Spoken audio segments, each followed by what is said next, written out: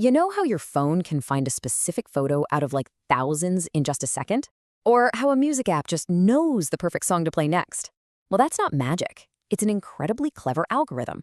So today, we're going to pull back the curtain and explain the secret sauce that makes modern search feel instant, an algorithm called HSNW. I mean, really think about that scale for a second. Not thousands, not even millions. We're talking potentially billions of items. Searching through all that for the one thing you want, well, it should take forever, right? So how on earth is it possible to get a result in milliseconds? That's the big question we're going to tackle. Okay, so the official term for this kind of problem is similarity search. You might also hear it called K-nearest neighbor search. The goal is pretty simple, really. You give the system a query, let's say a picture of your dog, and you ask it to find the K most similar pictures from its entire library. The real challenge, of course, is doing that when the library is absolutely massive. To really appreciate just how cool the solution is, first we have to get a feel for why this is such a hard problem to solve in the first place. It really all comes down to a battle against scale. So the most obvious way to find the best match is, well, just compare your query to every single item in the database. One by one, this is what we call the brute force method. And yeah, it's guaranteed to be 100% accurate, but it is also impossibly slow. Its time to complete scales linearly, which just means if you double the amount of data, you double the search time. With a billion items, it's a total non-starter. All right, so brute force is out. We obviously need a shortcut, a much smarter way to find our way through all that data. And the first big idea was to stop thinking about data as just a long, unorganized list and start thinking of it as a network. Imagine if every item in our database was a person in a social network. You know, you're connected to your friends, and you could find someone new just by asking for directions from one friend to the next. Well, what if we did the exact same thing for data? We can create what's called a proximity graph, where similar items are linked together. This way, you don't have to check everybody, you can just navigate the network. And this idea led to an algorithm called Navigable Small World, or NSW for short. It's a proximity graph, but with a special property. During a search, you start at a totally random point, and you always, and this is the greedy part, jump to the neighbor that's closest to your target. The really clever trick here is that the items added early on create these long-distance connections, kind of like expressways, that let you hop across the entire network super fast. It makes the graph navigable. Now, NSW was a fantastic idea. It really was. But it had a fatal flaw. As the network got bigger and bigger, a new problem started to pop up: traffic jams. You don't have to take my word for it.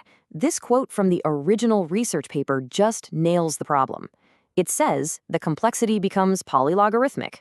In plain English, that means as the network grows, searches kept getting funneled through the same super-connected hub nodes. These hubs become bottlenecks, and the search time, while still way better than brute force, starts to get noticeably slower as you pile on more data. So here's the bottom line. NSW's single flat network was its own undoing. It created these crowded hubs, and for certain kinds of data, the performance would just fall off a cliff. The shortcut had a major flaw. We needed an even smarter shortcut. And that, right there, brings us to the breakthrough. The solution to NSW's traffic jam problem was so elegant, so simple. Instead of one flat map, what if we had a map with multiple layers? This is the absolute core idea behind Hierarchical Navigable Small Worlds, or HNSW. It takes that awesome network idea from NSW but organizes it into a hierarchy. Just like a real-world map has different zoom levels, right? Let me show you how this works. Okay, so imagine the very top layer. This is like your interstate highway system. It has very few connections, and they're all long-range links connecting really distant parts of the data. This layer lets you travel across the whole map incredibly fast, but it's not going to get you to a specific street address. It's for quick, coarse, long-distance travel. Now, let's zoom in one layer. This is like the state road network. It has more connections than the highway system, and the links are shorter. This lets you navigate inside a specific region with a lot more precision. And finally, at the very bottom, we have layer 0. This is the local city streets. It is a dense, super detailed map where every single data point is connected to its closest neighbors. This is where you do the final, really precise search to find the exact address you're looking for. So now we have this beautiful, multi-layered map. How does the search actually use it to find something so darn fast? Well, it's basically a process of zooming in, from the fastest highways all the way down to the most detailed streets.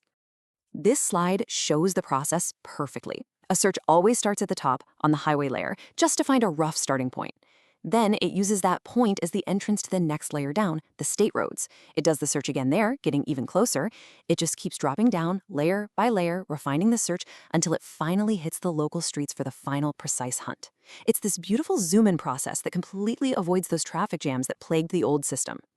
But HNSW has one more trick up its sleeve. See, when it's building this graph, it doesn't just connect an item to its absolute closest neighbors. It uses a smarter rule that intentionally makes diverse connections, sometimes linking to neighbors that are a little bit further away. This simple trick is incredibly powerful. It stops the search from getting trapped inside one dense cluster of data and makes sure it can always find a bridge to other relevant areas. So the theory is beautiful, right? But does it actually work in the real world? The answer is a huge, resounding yes. Let's look at the numbers. Okay, just look at this chart. It shows the query time for searching 1 million image vectors. You can see HNSW, that tiny little bar on the left, is dramatically faster than its predecessor, NSW, and other popular algorithms like FLAN. The difference here isn't just small, it is a massive leap forward. In fact, on some of those datasets where the original NSW algorithm really struggled, the ones with those traffic jams we talked about, HNSW performed better by nearly 3 orders of magnitude. That's about 1,000 times faster. It just proves how incredibly robust this whole hierarchical approach really is. So to wrap it all up, we've seen this incredible evolution. We went from the naive brute force search, which was just impossibly slow, to the clever idea of proximity graphs like NSW, which was a big improvement but still had that critical flaw. And finally, we landed on the HNSW breakthrough with its hierarchical layers that achieve true logarithmic scaling. That's the gold standard for search performance. Now, this speed isn't totally free. HNSW often needs more memory to store all those layers. But for most apps, that's a trade-off you're happy to make for near-instant search results. And that leaves us with a really fascinating final thought. HNSW solved a massive search problem by intelligently layering information, going from coarse to fine. It really makes you wonder, what other seemingly impossible problems, in science, in data analysis, maybe even in AI, could we crack by applying this same powerful idea of hierarchical organization?